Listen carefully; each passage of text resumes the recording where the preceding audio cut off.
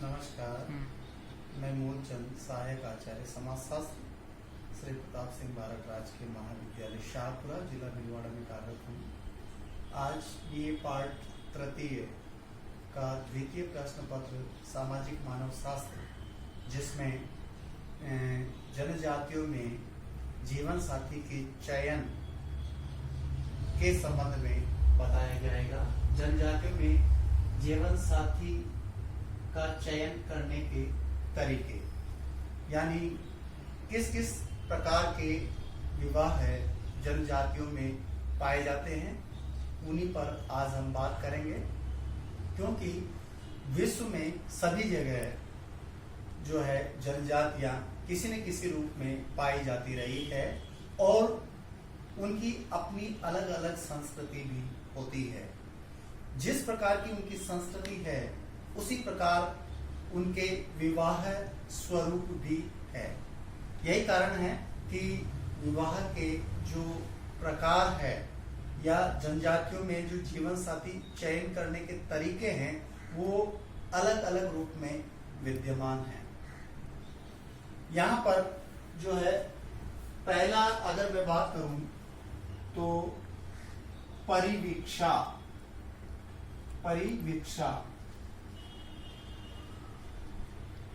विवाह है। इस प्रकार का जो विवाह है वो एक प्रोबेशन यानी कुछ समय के लिए जो है एक संतोषप्रद रूप में देखा जाता है कि पति और पत्नी जो है दोनों में तालमेल होता है या नहीं है। कहने का तात्पर्य यह है कि विवाह से पूर्व स्त्री और पुरुष दोनों को जो है एक सहमति प्रदान कर दी जाती है कि वो एक दूसरे के साथ रहे और एक दूसरे को आपस में समझे तथा यौन संबंधों का निर्वाह करे। यदि दोनों जो है ये समझ जाते हैं और उनमें एक भाव आ जाता है, इसके साथ ही ऐसे समय में दोनों में सामंजस्यता हो जाती है तो इनका विवाह करवा दिया जाता है। दार्लुंग जनजाति, दार्लुंग व कुकी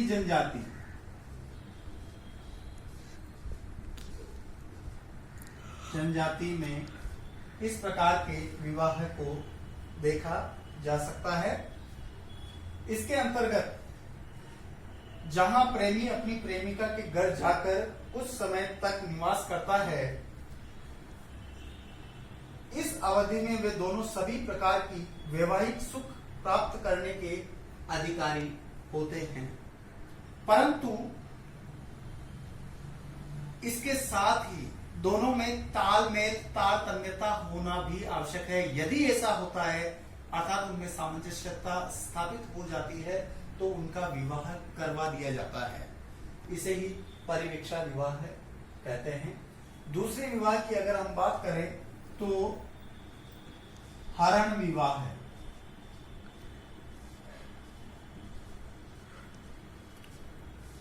विश्व के सभी जनजातियों में इस प्रकार के विवाह प्रचलित थे।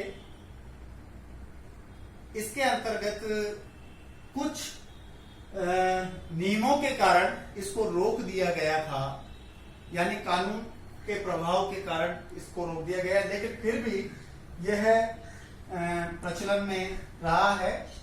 हरण विवाह का मतलब यह है कि किसी स्त्री का पुरुष के द्वारा हरण करके ले जाना और उसके पश्चात उन दोनों का विवाह जो है करवा देना हरण विवाह कहलाता है। लेकिन कुछ जनजातियों में जैसे पुरुष स्त्री को भगा कर ले जाता है और गांव के अंदर यदि व्यक्ति उन्हें पकड़ लेते हैं तो उन दोनों की जबरदस्त पिटाई की जाती है। परंतु जब दोनों गांव से बाहर निकल जाते हैं तो ऐसे विवाह को मान्यता प्रदान कर दी जाती है। समाज के नवीन कानूनों के द्वारा इस पर रोक लगा दी गई थी। बुशमैन लोगों में, बुशमैन जो जनजाति है लोग, ये लड़ाकू जनजाति है बुशमैन जनजाति, और इसमें अभिनयात्मक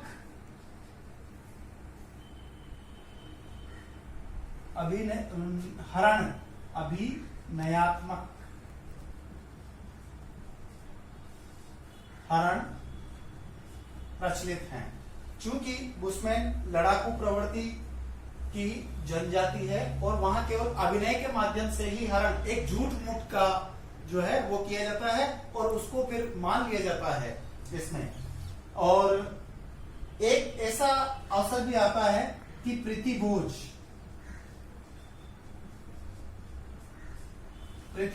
के अवसर पर वर एवं वधु दोनों पक्षों के लोग एकत्रित होते हैं। भोज के दौरान वर वधु का हाथ पकड़ता है।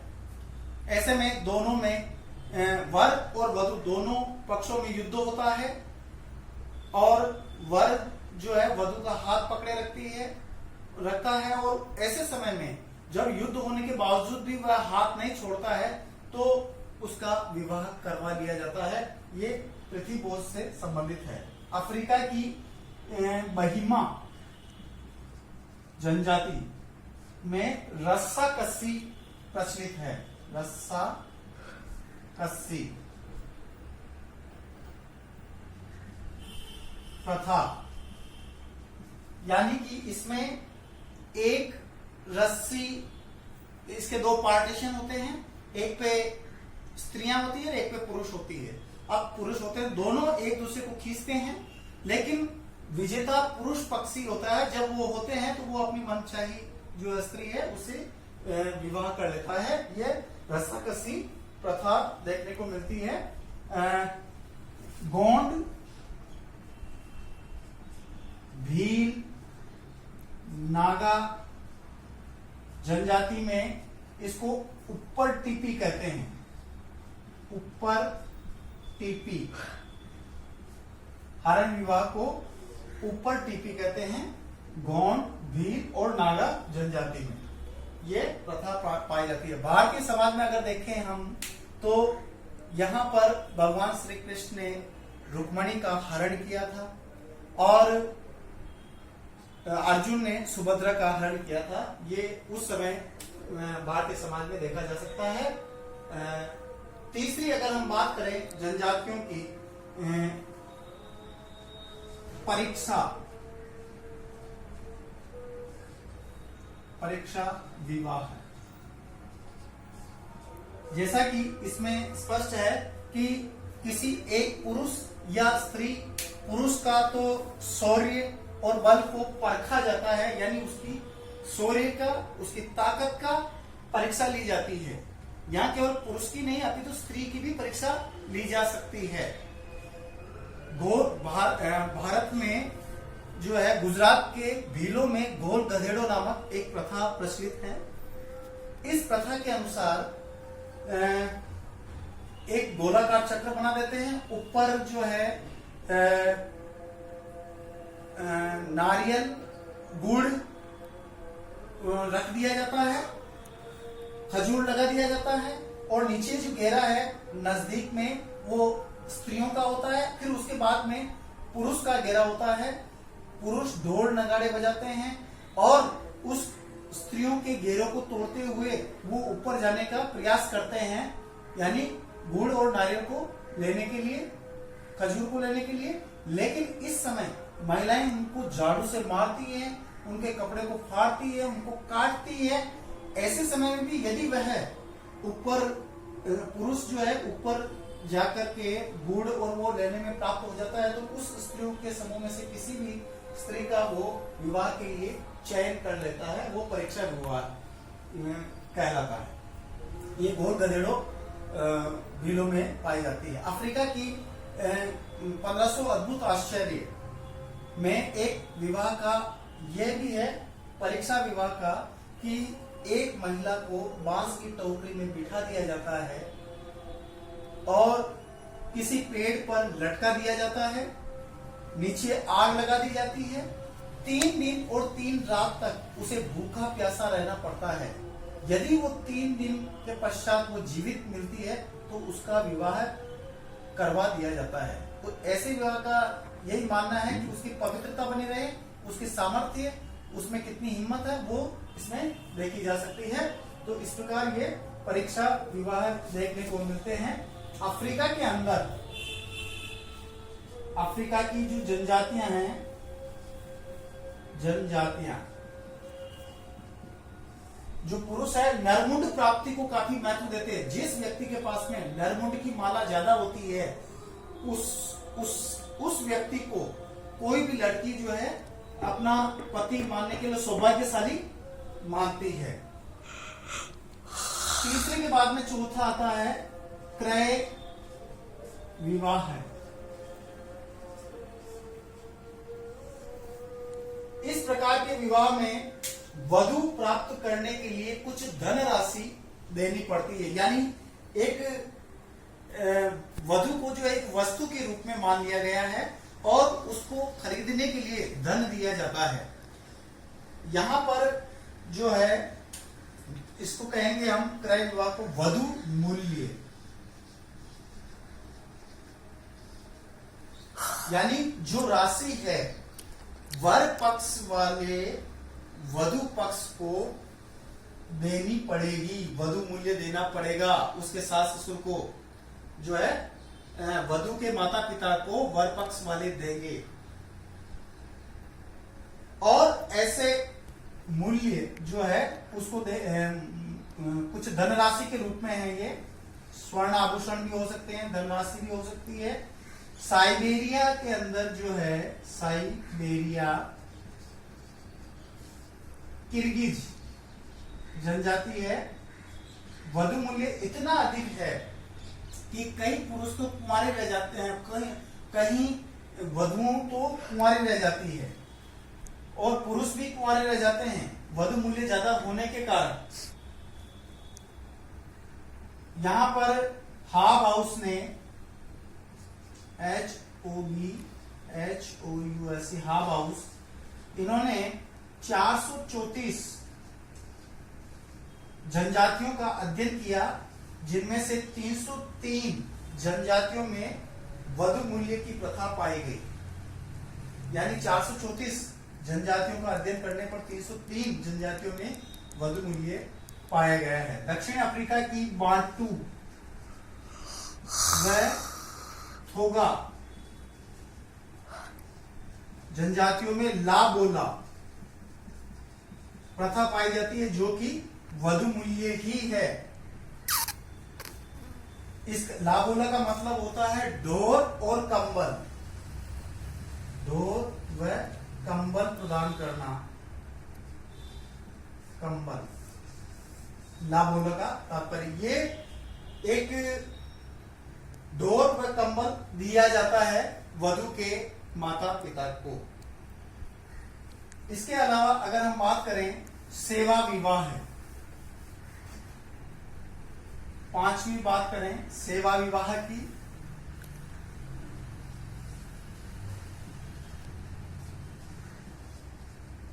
अब सेवा विवाह इसलिए हुआ क्योंकि यहाँ वधु मूल्य इतना अधिक होता है कि व्यक्ति के द्वारा चुका नहीं पा रहा है। तो ऐसे समय में क्या होगा कि वह अपने सास ससुर के यहाँ जाकर के उसकी सेवा कर ले और उसकी सेवा से प्रसन्न होकर वह अपनी पुत्री का विवाह उस पर कर दे।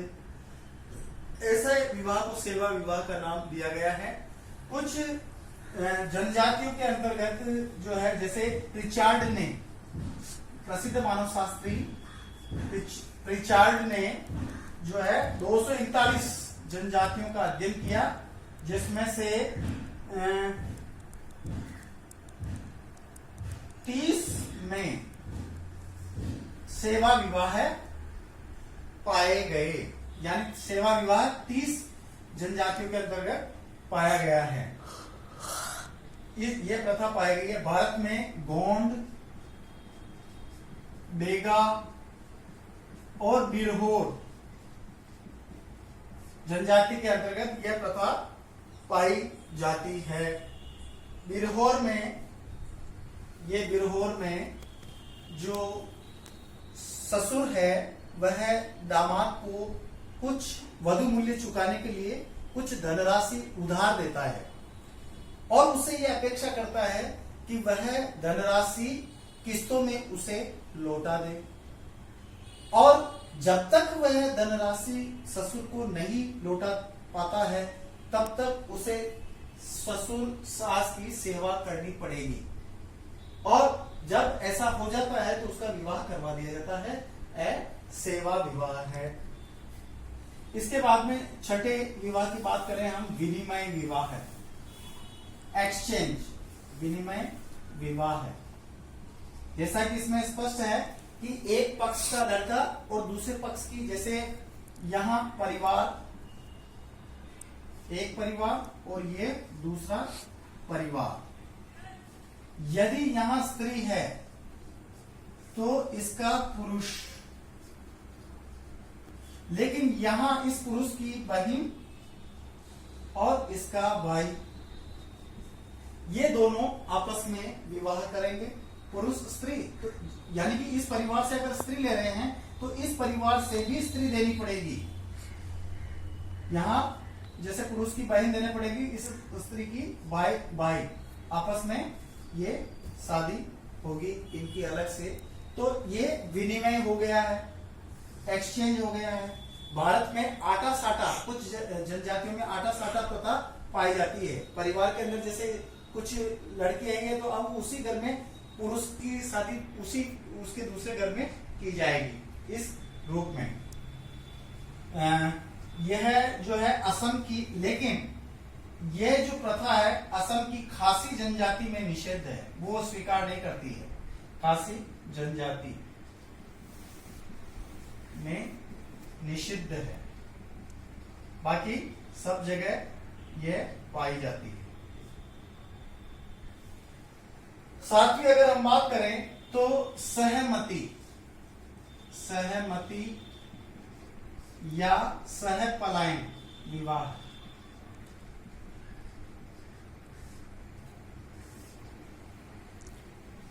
सहपलायन का मतलब यही है कि साथ साथ दोनों वर और वधु दोनों साथ साथ में, यानी एक पुरुष एक स्त्री दोनों साथ में जो है पलायन करके गए, घर से बाहर भाग गए और फिर बाद में वो शादी कर लेते हैं। वो ऐसा होता है जब माता पिता की स्वीकृति उनको प्राप्त नहीं होती है शादी करने की, तब ऐसी घटना घटित होगी। और वो लोग जब बाहर चले गए हैं, पलायन कर गए हैं, तो गांव वाले उसको मना के लाते हैं, या फिर उनके संतान उत्पन्न होने के बाद में वो खुद ही लौट आते हैं और उनका फिर विवाह करवा दिया जाता है, तो उसे सहमति या सहपलायन विवाह कहते हैं। कुरनई जनजाति में पलायन के समय यदि पकड़ लिए जाते हैं तो उसकी पिटाई होती है, जबरदस्त उनकी खूब पिटाई होती है, और फिर बाद में जो है उनका विवाह कर दिया जाता है। इसको राजी खुशी के नाम से भी जाना जाता है, भाई राजी खुशी विवाह हो गया कहते हैं। राजस्थान में भील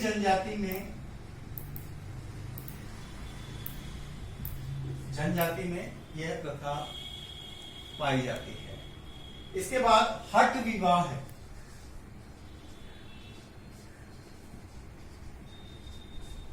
हठ विवाह का मतलब यह है कि एक स्त्री अपने पति के घर जबरदस्ती रहने चली जाती है, यानी पुरुष के घर जिससे उसको विवाह करना होता है वो जबरदस्ती उसके घर में चली जाती है और वो रहने लगती है। ऐसे दरमियान उसका अनादर भी होता है, इसको अनादर विवाह भी कहते हैं। अनादर होता है, अपमान होता है और यहां तक कि उसके साथ में मारपीट तक की जाती है, लेकिन फिर भी वह अपने इरादे से नहीं दिखती है। परिणाम स्वरूप उसके माता पिता इसको स्वीकार कर लेते हैं तो और उस युवक का उस युवती से विवाह कर दिया जाता है। तो ऐसे विवाह को हठ विवाह कहते हैं। यह विवाह बिरहोर, हो और ओराम जनजाति में पाया जाता है और इसके बाद में आता है दत्तक विवाह।